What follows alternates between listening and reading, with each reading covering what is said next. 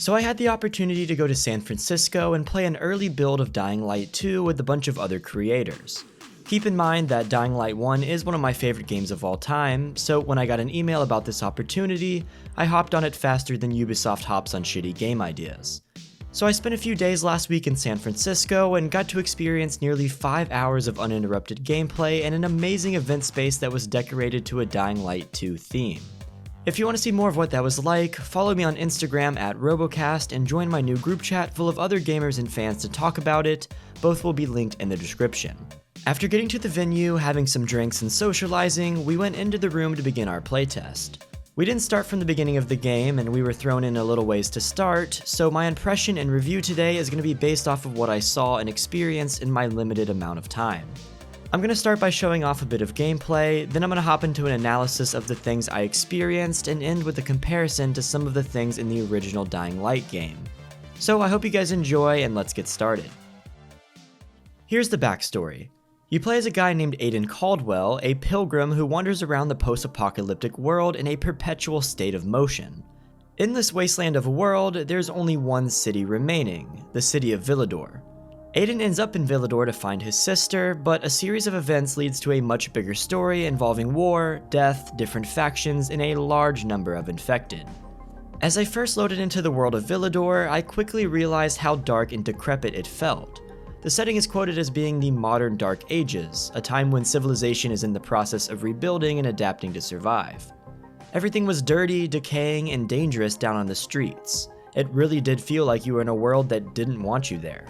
But up above, on the rooftops of these threatening areas, was hope. You see, one of the main factions in the game, the survivors, live up on the rooftops and create safe spaces in which they can thrive and try their best to be normal again.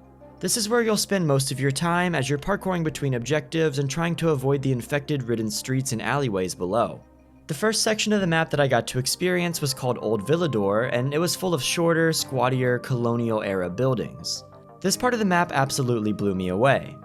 The obstacles and objects spread around the region really felt natural, and the layout of the city seemed as if it was a believable one. Since most of your traversal is spent jumping from rooftop to rooftop, there were a near unlimited amount of routes you could take, and everything flowed together to make a seamless parkour experience. You could jump from buildings onto light posts, across man-made bridges, onto balconies and catwalks, down zip lines, and even inside a lot of the buildings. Old Villedor instantly drew me in, and I was immersed into one of the best open-world maps that I've ever experienced. The first part of the map in the first game was good, and I enjoyed playing it quite a bit. But Old Villedor trumps the slums of Haran by a long shot due to the complexity of the environment and how much fun it is to traverse. While the slums had lots of low, squatty, repetitive buildings, Old Villedor takes it to another level and changes it up as you explore the city. There's a lot of verticality in the world of Dying Light 2, and the designers took the charm of Haran and added a lot of depth that makes it much more interesting to explore. Since the survivors are on the roofs and the dead are on the ground, your exploration strategy depends heavily on what it is you're trying to accomplish. If you want some action, hop down below and fight off bandits or infected. If you want to travel, hop onto the roofs and jump between building to building as you explore. Or if you want a challenge, go into the dark zones. Dark zones are a new feature that didn't exist in the first game. These are dark crevices, usually inside of a building, where all of the heliophobic infected cram inside to avoid the sunlight like they're avid Funko Pop collectors.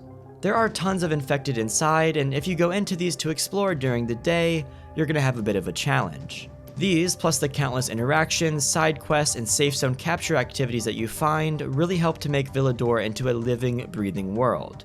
And an actual one, not a gimmicky one. Speaking of safe zones, the first game made safe zones kind of annoying to capture. You usually had to climb up a ridiculously tedious cell tower or building, clear out tons of zombies, and flip a switch to activate a safe zone. Then, some magical survivors would show up and stand around, making it feel like a wax museum that allows you to sleep in it. Dying Light 2 tremendously improved this mechanic, however, as safe zones are now abandoned windmills that you have to climb and secure for the survivors. Once you figure out how to climb the different designs of windmills, you claim it, and a group of active, realistic survivors take residence in the area and improve them into a makeshift survival camp. As you capture these, they make the world feel even more alive, and the variation makes it much more enjoyable than in the first game. Now, all of that was just about the first region of Old Villedor, but that isn't even the entire map. In the second part of my playthrough, we traveled over to Central Loop, the business district. This part actually blew my mind, and even though I was supposed to do some other missions in my playtest at this point, I said screw it and spent time exploring the world. Central Loop took the verticality that I mentioned earlier and multiplied it by 1,000.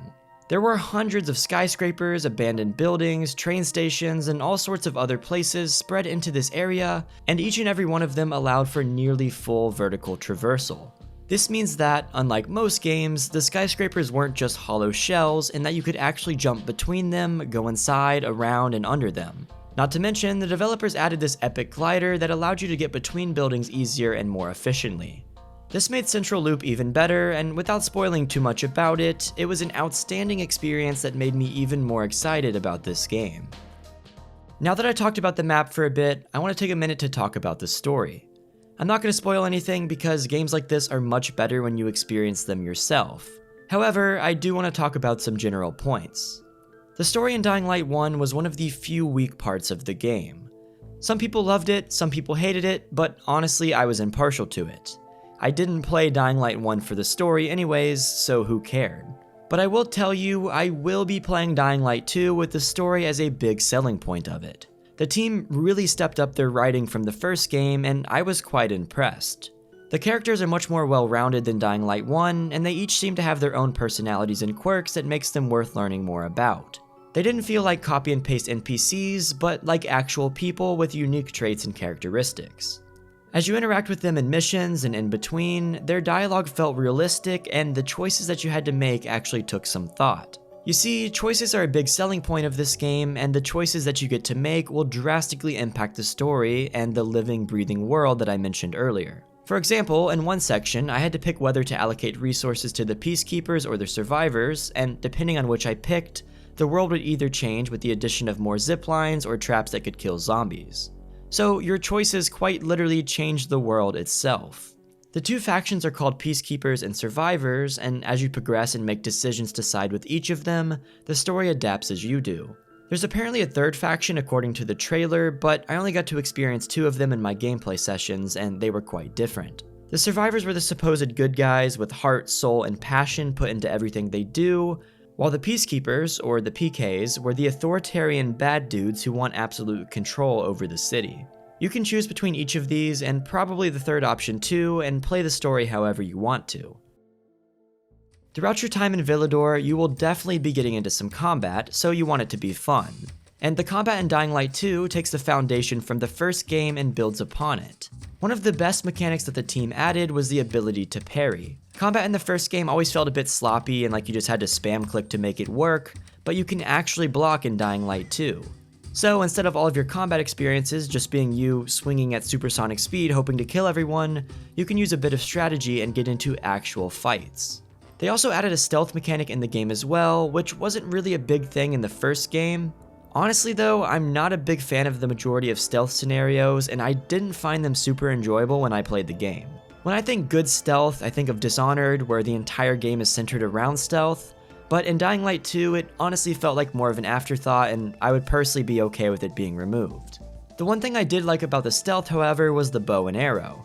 The bows are a bit OP and definitely need to be nerfed, but I have to say they were fun as hell when I did a bandit camp stealth raid and was one-shotting everyone in the head. So in short, the parrying is really good, the bow is a lot of fun, and the stealth is, well, meh. Another thing they changed in Dying Light 2 is weapon repairs. In the first game, each of your weapons could be repaired a few times to make sure that when you added mods to them, you could continue to use them. In 2, however, repairable weapons aren't a thing. I don't know if they're planning on adding them in the full game or not, but I will say that it was a little annoying when I would mod and enjoy using a weapon, and then have to throw it out because it broke. I would be fine with them adding a way for you to repair them, maybe at a shop for money or something, but not being able to is not the answer.